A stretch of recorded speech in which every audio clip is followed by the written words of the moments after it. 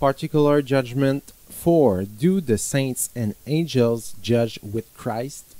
Do saints and angels judge along with Christ? Yes, this is an explicit wording from the Gospel several times. It is even said at one point, "Do you know that you men will be judged by the angels?" James and John had therefore asked the Lord through their mother to be seated at his right hand in order to be able to judge with him.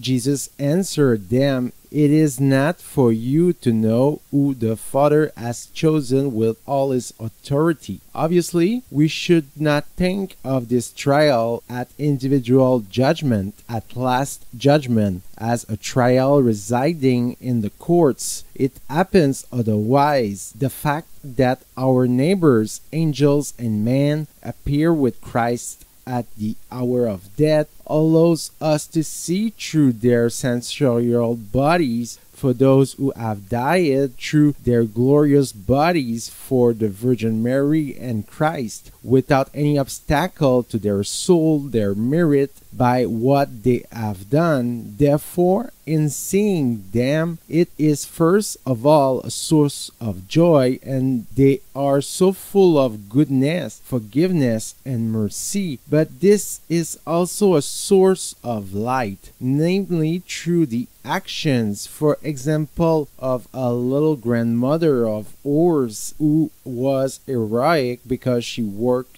silently to raise her little children. By this measure, we see how selfish we have sometimes been because we had not been taking enough care of our own children. So every merit of every person becomes a measure of judgment for ourselves. Christ says it explicitly in relation to the inhabitants of Nineveh, those whom Jonah had warned, "Your city will be destroyed if you don't convert." He said, its inhabitants will judge you. Why? Because you have so much more than they have had. They only had Jonah, you have Christ. And how do you welcome him? So we see clearly here, finally, that every man will be for any other an object of judgment on one point or another, because every man on one point or another, when he is in paradise, he has some merits in comparison to us. Obviously, this judgment is not in the condemnation. It is performed with Christ. These men, these saints in heaven, are our advocates. They don't want to extinguish the smoking flame, nor to push us to despair, but simply to be true to who we are. Of course, if we are humble, we recognize our own limitations. This is why it occurs that the prostitutes, the sinners, are more quickly received in paradise than we who are in contrast more perfect, in the sense that they are ready to recognize that they are nothing, since in fact they have sinned quite a lot, while often men who behave fairly well in their lives are surprised to see what they really are, facing the appearance of Christ, accompanied by the saints and the angels.